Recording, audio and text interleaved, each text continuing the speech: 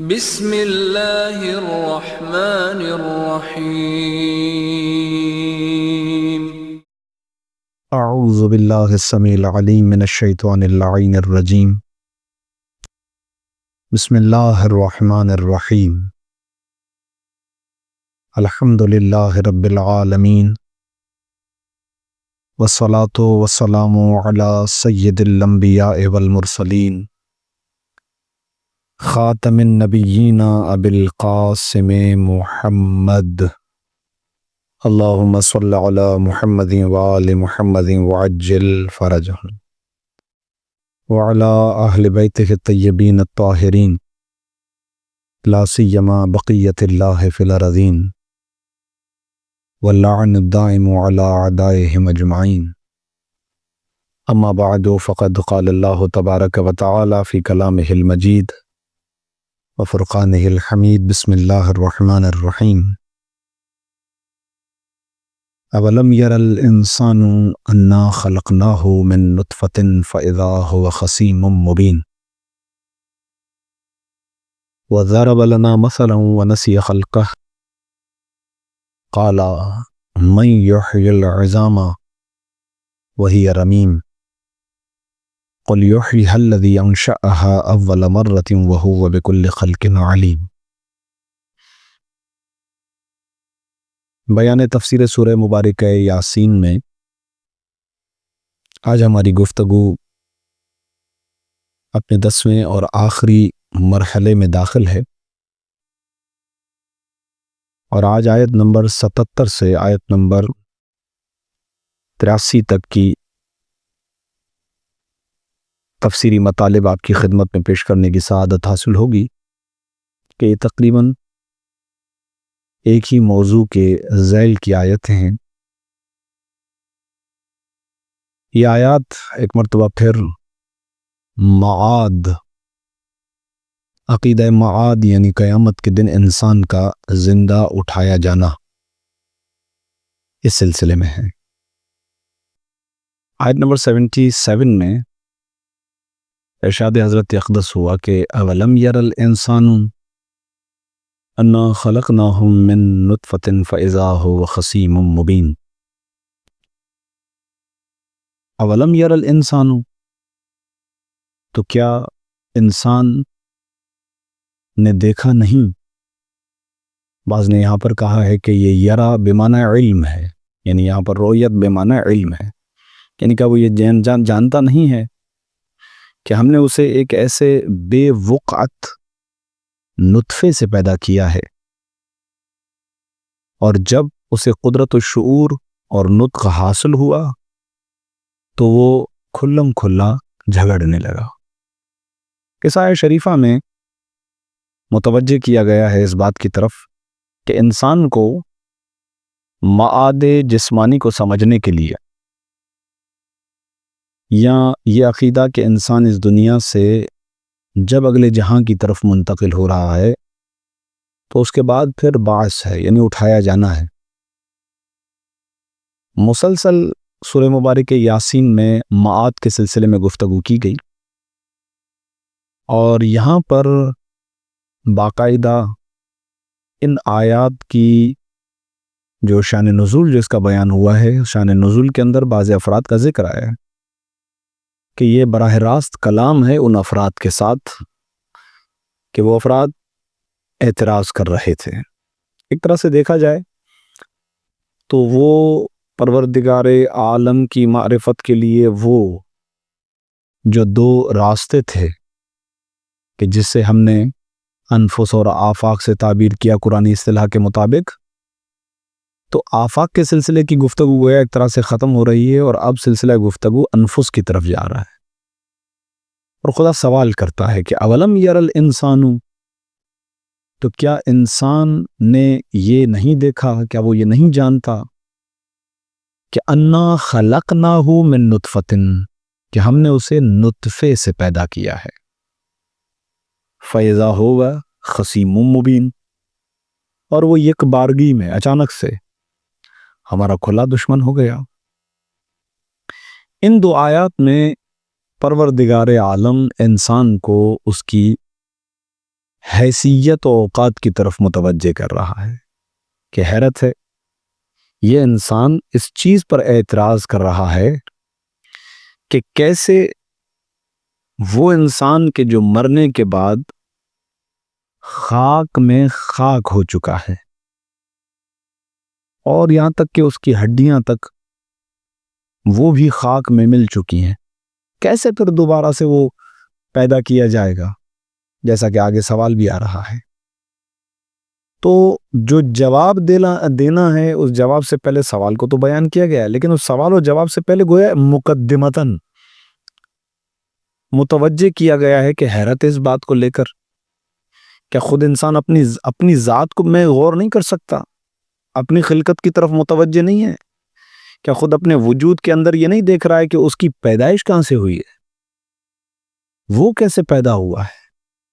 اگر متوجہ ہو جائے تو اسے پتا چلے کہ وہ خود ایک نطفے کی پیداوار ہے، بے وقعت پانی، یعنی جسے ہم، یہ تو عربی لفظ قرآن کے اندر بھی آ گیا ہے، کنایا ہے اس چیز سے، لیکن حقیقت یہ ہے کہ انسان کی خلقت ایک ایسی چیز سے ہو رہی ہے کہ گویا وہ قابل ذکر تک نہیں ہے۔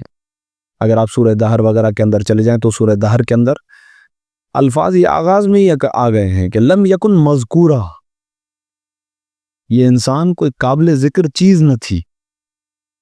بعض مفسر نے کہا ہے کہ یہاں پر لم یکن مذکورہ یعنی وہ شے کوئی قابل ذکر چیز نہ تھی، یہ در حقیقت اشارہ ہے اس بات کی طرف کہ وہ نطفہ تھا، نجس نطفہ، اور اس کے ساتھ ساتھ یہ کہ بلکہ اس کی بھی تحقیقات کے اندر جایا جائے تو وہ جو بے وقت پانی ہے، وہ جو نطفہ ہے، نطفے سے بھی نہیں بلکہ نطفے کے اندر جو سیلز ہیں، جو خلیے ہیں، ان میں سے کسی ایک چھوٹے سے اس جرثومے کے ذریعے سے انسان کی ولادت ہوتی ہے، مرکب ہوتا ہے،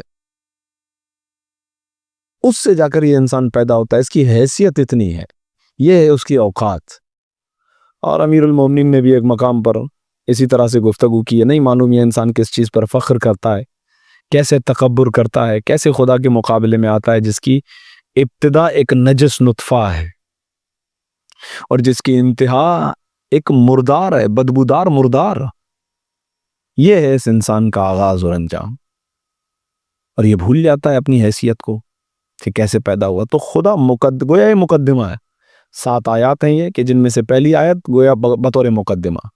تو کیا یہ انسان نہیں دیکھ رہا ہے، کیسے علم میں نہیں ہے اس کے یہ کہ اس انسان کو ہم نے نطفے سے خلق کیا ہے، بے وقت پانی سے خلق کیا ہے، بلکہ اس کے اندر جیسا کہ تفصیلات عرض کی گئی آپ کی خدمت کے اندر کہ وہ جرثومے کے جنہیں انسان ظاہری آنکھ سے بھی نہیں دیکھ سکتا، وہاں سے جا کے ترقب پاتا ہے اور پھر نطفہ بنتا ہے، اور پھر نطفے کے بعد سورہ مبارک کے مومنون میں تقریباً وہ 6 مراحل کہ جو وہ انسان رحم مادر سے شکم مادر تک طے کرتا ہے، یہ 6 مراحل ہیں۔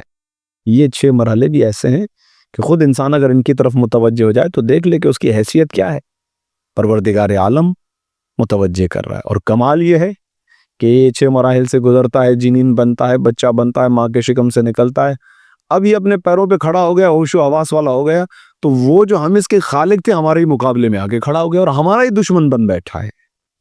فائزہ ہوا، اور یہ اچانک سے ہوا خصیم مبین، یہ ہمارے مقابلے کے اندر آ گیا، ہمارا دشمن بن گیا۔ وَضَرَبَ لَنَا مثلاً، اگر آپ چلے جائیں تو گزشتہ آیت جہاں سے وہ واقعہ شروع ہوا تھا صحاب القریہ کا، انطاکیہ کے رہنے والوں کا، تو وہاں پر بھی اسی طریقے سے گفتگو آئی تھی کہ وَضْرِبْ لَهُمْ مثلاً، اے رسول آپ ان کو مثال دیں۔ تو وہاں عرض کیا گیا تھا کہ لفظ ضربا اگر اس کے بعد لفظ مثلاً آ جاتا ہے تو یہ مثال دینے یعنی کسی چیز کے دینے کے معنی میں آتا ہے۔ لغت میں ضربا کے کئی معنی ہیں، یہ مشترک لفظی ہے اس اعتبار سے کہ اس کا ایک معنی فرض کریں نسبت دینا بھی ہے، مارنا بھی ہے، لڑائی کرنے کے معنی میں بھی مادہ ضربا آ جاتا ہے، لیکن جب وہ مثلاً کے مادے کے ساتھ استعمال ہوتا ہے تو اس کا معنی ہو جاتا ہے مثال دینا۔ وَضَرَبَ لَنَا مَثَلًا، اور یہ انسان ہمارے سامنے آ کر ہمارے لیے مثالیں دیتا ہے، وَنَسِيَ خَلْقَهُ، اور اپنی خلقت کو بھول جاتا ہے۔ یعنی یہ ہم پر آ کر یہ اعتراض کرے گا کہ یہ کیسے ہو سکتا ہے کہ ایک انسان مرنے کے بعد دوبارہ اٹھایا جائے، اسی کو معاد کہتے ہیں. معاد عود سے ہے، عین واو دال، اور عین واو دال عود کا مطلب ہوتا ہے کسی چیز کا پلٹنا. تو یہاں پر پروردگار عالم ارشاد فرماتا ہے کہ وَضَرَبَ لَنَا مَثَلًا وَنَسِيَ خَلْقَهُ، یہ ہمارے لیے آ کر مثل بیان کرتا ہے اور اپنی خلقت کو بھول گیا ہے. قالا، اب یہ کہتا کیا ہے انسان؟ اب چونکہ عرض کی آپ کی خدمت میں کہ شان نزول میں اکثر مفسرین نے بہرحال اس چیز کو ذکر کیا ہے کہ مشرکین میں سے دو تین نام آئے ہیں کہ ان میں سے کوئی ایک شخص ہے کہ جس کے ساتھ یہ واقعہ پیش آیا اور اس نے رسول اللہ پر آ کر اعتراض کیا. بعض نام آئے ہیں، فرض کریں ایک نام آیا ہے ابی ابن خلف یا امیہ ابن خلف یا عاص ابن وائل. ان تینوں افراد میں سے کوئی ایک فرد، روایات میں اسی طریقے سے کہ ان تینوں میں سے کوئی ایک فرد ہے کہ جس نے آ کر یہ کہا. کیا کہا؟ کالا. جو یہاں پر کالا کی ضمیر آئی ہے، اگرچہ یہاں پر لفظوں کے اعتبار سے لفظی طور پر یہ لفظ انسان کی طرف اشارہ کہ یہ انسان کہتا ہے، مراد ہے کہ وہ شخص کے جو رسول اللہ کی خدمت میں آ گیا. اب اس نے کیا کیا؟ خدا نے پہلے بتلا دیا کہ اس نے اس طرح کی ایک حماقت کی ہے. اب اس حماقت کو بیان کیا جا رہا ہے. کالا من یحیی العظام وہی رمیم، کون ہے وہ کہ جو زندہ کرے گا العظام. عظام عظم کی جمع ہے، عظم کا مطلب ہوتا ہے ہڈی، عظام یعنی ہڈیاں. وہی رمیم، کون زندہ کرے گا ہڈیوں کو. وہی رمیم، جبکہ وہ رمیم یعنی یوں سمجھ لیجئے کہ ایک سخت چیز بالکل گل سڑ جائے تو گل سڑ جانے کے بعد اس کی کیفیت ہو جاتی ہے بالکل پاؤڈر کی طرح، بالکل چورا بن جاتا.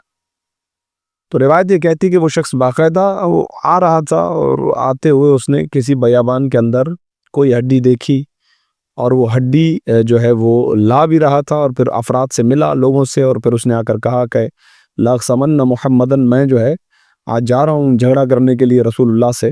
اب چونکہ جو اس نے روایت میں لفظ آیا نا اقسمن، وہی خصم سے خدا نے وہی استعمال کیا. فیضا و خصیم مبین، یہ میرا کھلا دشمن ہو گیا. تو یہ اسی ارادے سے چلا تھا کہ میں جا کر خصم کرنے لگا ہوں، یعنی جھگڑنے لگا ہوں رسول اللہ کی ذات سے. تو کہتا ہے کہ وہی رمیم، اب وہ ہڈی لے کر آیا، وہ بالکل بوسیدہ تھی، رسول اللہ کی خدمت میں لا کر کہتا ہے کہ کون ان ہڈیوں کو زندہ کرے گا جبکہ یہ تو پاؤڈر بن چکی ہیں. ان بوسیدہ ہڈیوں کو کون زندہ کرے گا؟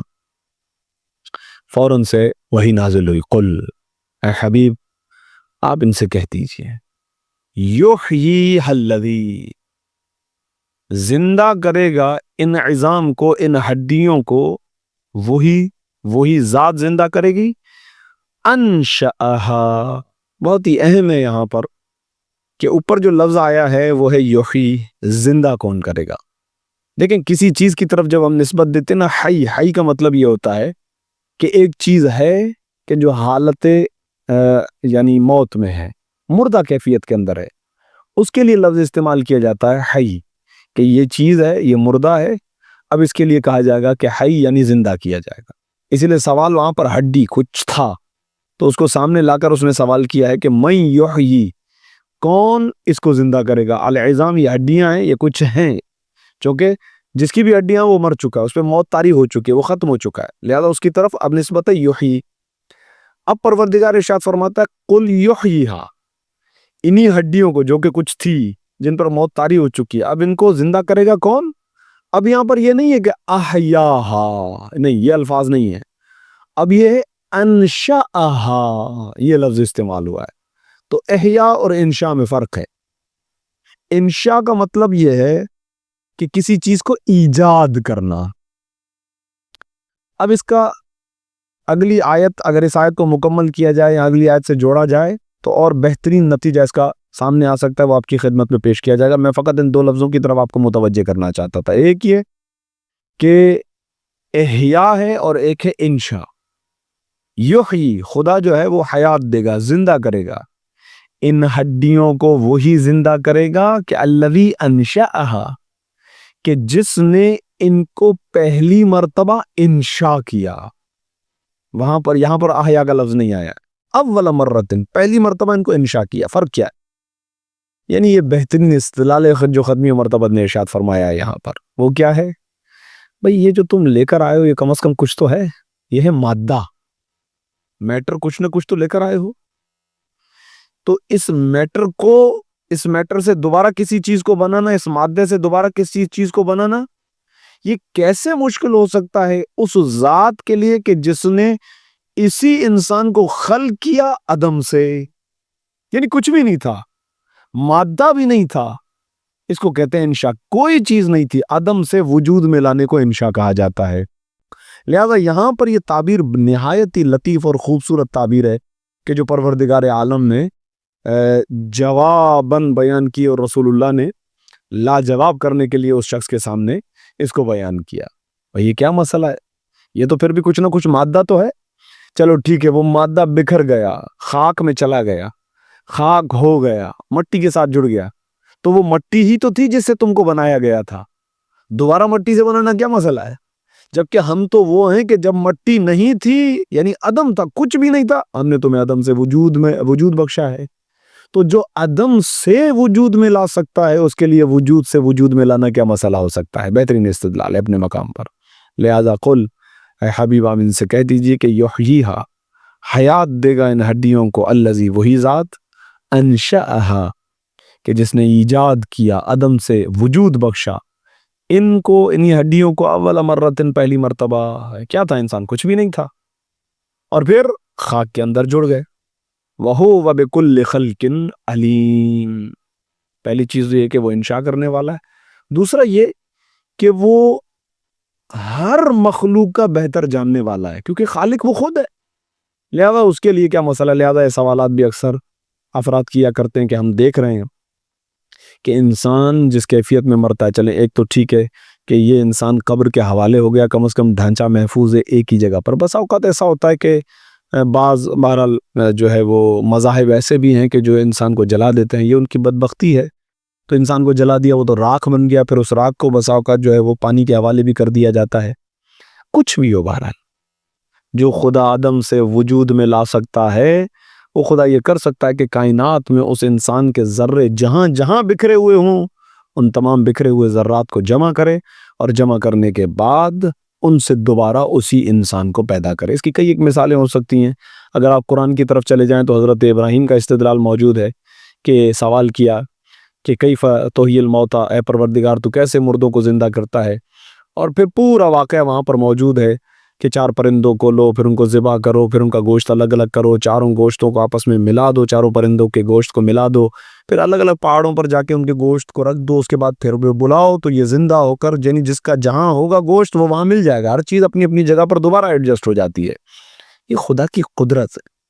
تو جو عدم سے وجود میں لا سکتا ہے، اس کے لیے وجود سے وجود میں لانا کوئی مسئلہ نہیں ہے۔ وَهُوَ بِكُلِّ خَلْقٍ عَلِيمٌ۔ اس کی ایک اور مثال بھی دی جاتی ہے، عوامی مثال ہے سیدھی سیدھی، کہ فرض کریں لوہے کے ذرات خاک میں ملے ہوئے ہیں، اب اس کو جمع کرنا بہت آسان ہو جاتا ہے۔ ایک مقناطیس لیجئے اور اس مقناطیس کو اسی خاک پر سے گزاریے، جتنے بھی لوہے کے ذرات ہوتے ہیں وہ خود بخود اس مقناطیس سے چمک جاتے ہیں، تو سارا جو لوہا ہے وہ اس مقناطیس سے آ کر چمٹ جاتا ہے۔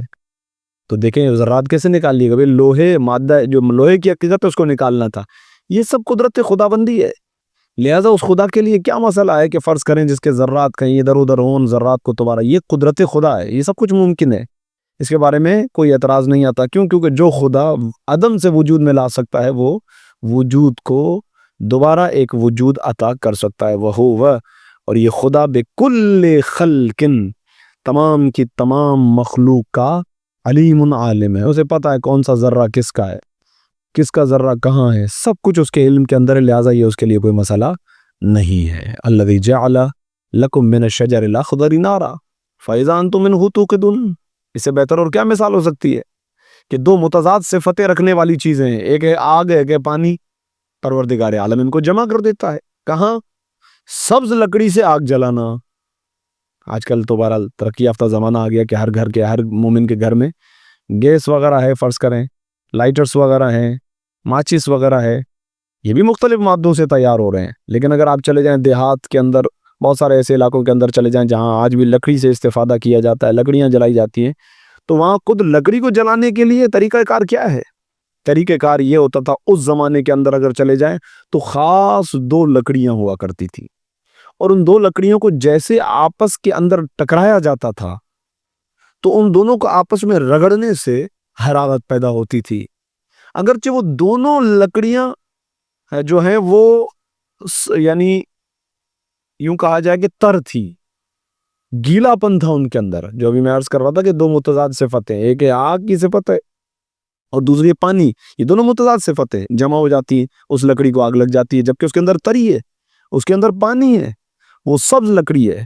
آپ دیکھیں جو خدا یہ کر سکتا ہے اس کے لیے کیا مسئلہ ہے، اس کے لیے کیا مسئلہ ہے کہ دوبارہ انسان کو پیدا کرے اور دوبارہ انسان کو جو ہے اسی بدن کے ساتھ اسی روح کے ساتھ عالم محشر میں لے آئے. الذی، یہ وہ خدا ہے، جعلا، جس نے قرار دیا لکم. اچھا یہ مثال ان لوگوں کے لیے سمجھنا بہت آسان بھی تھی، انہی کے سامنے بیان کی جا رہی ہے. یہ وہی خدا ہے.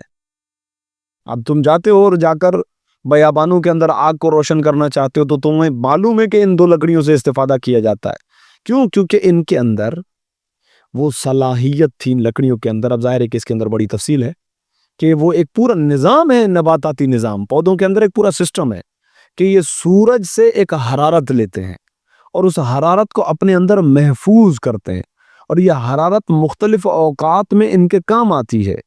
اسی حرارت سے استفادہ ہوتا ہے کہ جب یہ دو لکڑیاں آپس میں ٹکرائی جاتی ہیں تو وہی حرارت یہاں پر آگ کی شکل اختیار کر لیتی ہے، جبکہ وہ اخضر ہے. اخضر کا مطلب ہے کہ وہی ہرے بھرے پتے اور وہی تر و تازگی، وہی اس کے اندر گیلا پن بھی ہے. اس کے باوجود پروردگار عالم اسی شجر اخضر سے نار یعنی آگ کو پیدا کرتا ہے. الذی، یہ وہ خدا ہے، جعل، کہ جس نے قرار دیا ہے، لکم تمہارے لیے، من الشجر الاخضر، ہرے بھرے سبز درخت سے، نارن، آگ کو پیدا کیا ہے. یہ اس کے لیے ممکن ہے.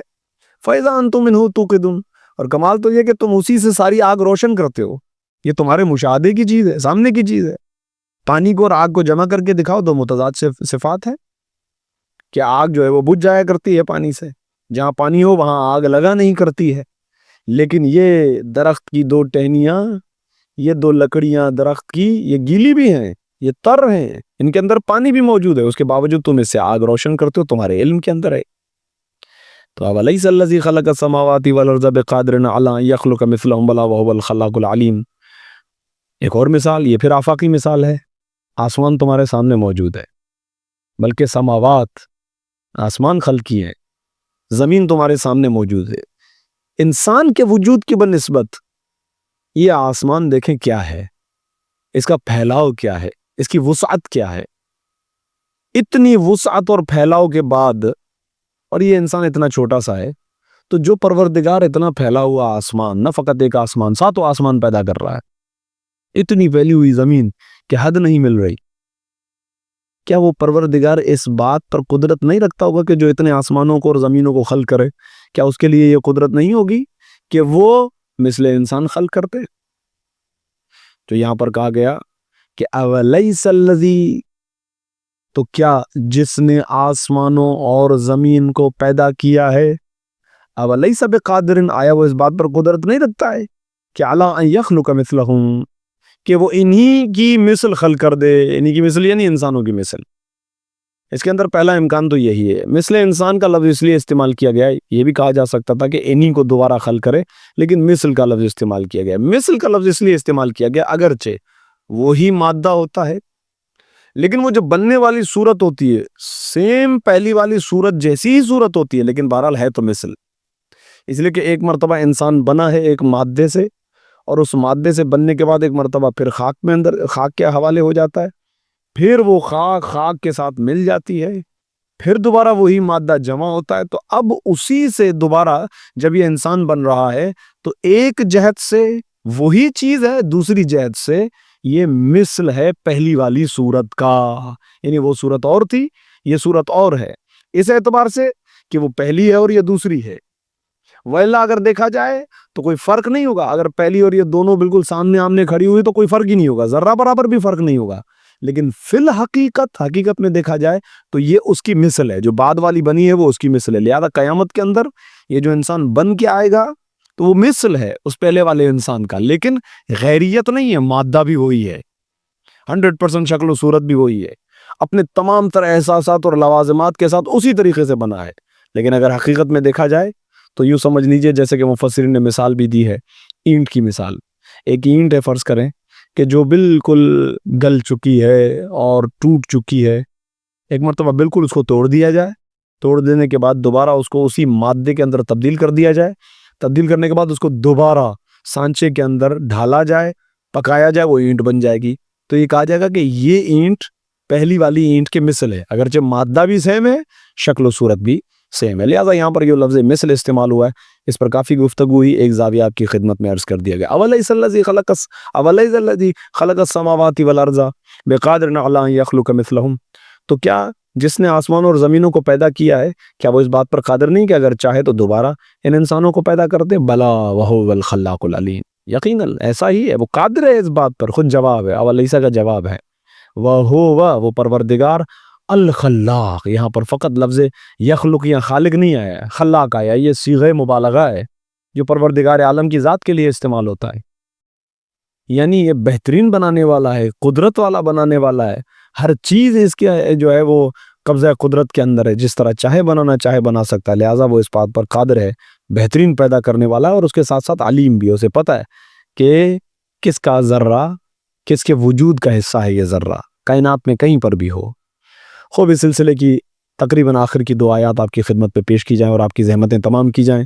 انما امرہ، قدرت کاملہ کی طرف اشارہ ہے، اس کا امر تو فقط یہی ہے کہ اذا اراد شیئا، جب بھی وہ کسی شے کا ارادہ کرتا ہے، ان یقول لہ، تو اس کا امر تو یہی ہے کہ وہ فقط کہتا ہے کن فیکون، تو وہ چیز ہو جاتی ہے۔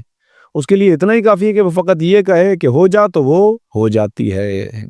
مفسرین نے اس مرحلے پر آ کر کہا ہے کہ یہ کن بھی سمجھانے کے لیے ہے، ورنہ حقیقت میں پروردگار عالم الفاظ تک کا محتاج نہیں ہے، یعنی واقعاً اس طریقے سے نہیں کہ جیسے کہ ہم الفاظ استعمال کرنے کے بعد کسی امر کو واقع کی صورت میں لاتے ہیں، خدا کے لیے ایسا نہیں ہے، فقط اس کا ارادہ ہی کام کے انجام پانے کے لیے کافی ہوا کرتا ہے، لہذا اس کے اندر یہ ایک راز تھا۔ انما امرہ اذا اراد شیئا، اس کا امر صرف یہ ہے کہ جب وہ کسی شے کا ارادہ کرتا ہے تو ان یقول لہ کن فیکون، تو وہ بس جیسے ہی کہتا ہے کہ ہو جا تو وہ شے ہو جاتی ہے۔ فسبحان الذی، بس پاک ہے وہ ذات، منزہ ہے ذات، ہر عیب اور نقص اس ذات سے دور ہے، وہ ذات کے بید ہی، کہ جس کے قبضہ قدرت کے اندر ملکوت کل شیء، ہر شے کی ملکیت ہے۔ یہاں پر یہ جو لفظ ملکوت استعمال ہوا ہے، اس کے جو حروف اصلی ہیں وہ ہے میم لام کاف، وہی ملک یعنی حاکمیت اور سلطنت، یہاں پر ملک کا یہ معنی ہے۔ تو ہر شے کی حاکمیت یعنی ہر شے پر قدرت خدا کے ہاتھ کے اندر ہے، وہ اسی کے ہاتھ کے اندر ہے۔ وَإِلَيْهِ تُرْجَعُونَ، جب ہر شے اس کے قبضہ قدرت میں ہے تو یقیناً انسان جو کہ مخلوق پروردگار ہے، وہ بھی انسان خدا کی ہی ملکیت ہے، لہذا جب چاہے خدا اسے اپنی بارگاہ کی طرف پلٹا دے۔ اسی لیے آخر میں اس چیز کا اظہار برملا کیا گیا کہ وَإِلَيْهِ تُرْجَعُونَ، اور اسی خالق کی طرف، اسی ذات کی طرف تم سب کے سب پلٹائے جاؤ گے۔ عزیزان گرامی قدر، سورہ مبارک یاسین قلب قرآن، وہ سورہ کہ جس کے اندر تقریباً قرآن کے مضامین موجود ہیں، کلیات مضامین موجود ہیں، جن کے اندر توحید، معاد، رسالت و قرآن اور انسان کو اس کے وجود کی طرف اور کائنات کے اندر موجود پروردگار عالم کی علامات کی طرف متوجہ کیا گیا ہے، تاکہ انسان وجداناً معرفت پروردگار کو حاصل کرے، اور معرفت حاصل کرنے کے بعد اس راستے پر چلے کہ جو راستہ رسول اللہ کا راستہ ہے، کہ جسے آغاز میں بیان کیا گیا کہ انک لمن المرسلین علی صراط مستقیم، آپ رسولوں میں سے ہیں اور صراط مستقیم پر ہیں، اور ہمیں بھی صراط مستقیم پر چلنے کی جو ہے وہ دعوت دی گئی ہے، بلکہ ہم یہ دعا ہر نماز کے اندر مانگتے ہیں، اہدنا الصراط المستقیم، یا پروردگار ہمیں سیدھے راستے کی ہدایت دے، ہمیں سیدھا راستہ دکھا، اور اسی سیدھے راستے پر قائم و دائم فرما۔